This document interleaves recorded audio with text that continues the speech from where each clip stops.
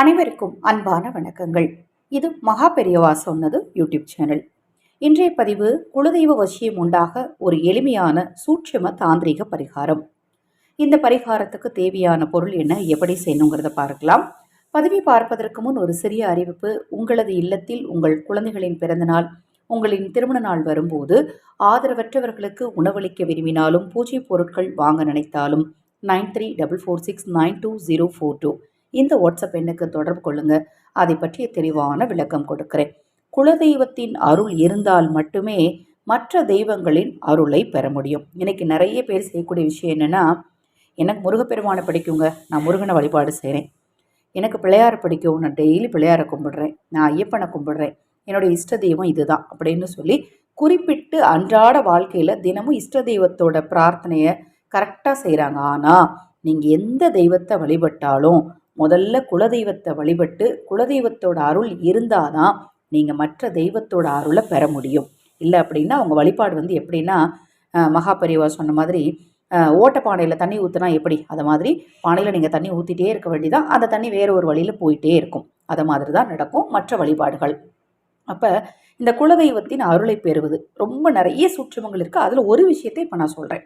வெள்ளருக்கு இலை, அது காஞ்ச இலையாக இருந்தாலும் சரி, அல்லது பழுத்து போயிருந்தாலும் சரி, இல்லை அப்படின்னா பச்சையாக இருக்குங்க, கொஞ்சம் ப்ளூ கலர் பூ இருக்குது, அதில் எடுக்கலாமா, தாராளமாக எடுத்துக்கலாம். மொத்தத்தில் எருக்கன் இலை எடுத்துக்கோங்க. அது இல்லை அப்படின்னா அரச இலை எடுத்துக்கோங்க. அது இல்லை அப்படின்னா துத்தி இலை கிடைச்சா துத்தி இலை எடுத்துக்கோங்க. இந்த 3 இலைகள் உங்களுக்கு எது கிடைச்சாலும் சரி அதை எடுத்துக்கோங்க. நேராக நாட்டு மருந்து கடைக்கு போங்க. அரக்கஜா அப்படின்னு கேளுங்க. அந்த அரக்கஜாவை வாங்கிக்கோங்க. வாங்கிட்டு உங்கள் வீட்டில் பூஜை அறையில், இப்போ இதில் ஒரு முக்கிய குறிப்புங்க, எனக்கு குலதெய்வமே தெரியாதுங்க, நான் என்ன பண்ணட்டும் அப்படிங்கிறவங்களும் உங்கள் மனசுக்குள்ள என்னுடைய குலதெய்வம் எங்கிருந்தாலும் என்னை காக்க வரட்டும் அப்படின்னு நினச்சிட்டு அந்த இலையில கொஞ்சம் அரகஜாவை தடவி நல்லா சுருட்டி உங்கள் வீட்டு நிலைவாசலில் ஒரு மஞ்சள் நூலில் கட்டி விட்டுருங்க. இதை எந்த நாள்னாலும் செய்யலாம். அது காய்ந்த பிறகு அதை எடுத்து உங்கள் வீட்டு பூஜை அறையில் பச்சை கற்பூரம் போட்டு எரிச்சிடணும். இலை நல்லா காஞ்ச பிறகு, நான் ஏற்கனவே காஞ்ச இலையில தான் வச்சுங்கிறோம், குறைஞ்சது ஒரு 3 நாள் நிலைவாசலில் இருக்கட்டும்.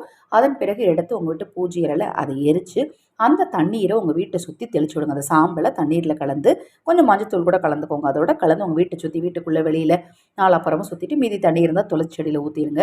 இப்படி நீங்கள் செய்கிறதுனால கண்டிப்பாக உங்களுக்கு குலதெய்வ வசியம் உண்டாகும். இந்த பதிவில் ஏதாவது சந்தேகம் இருந்தாலும் வாட்ஸ்அப்பில் கேளுங்க.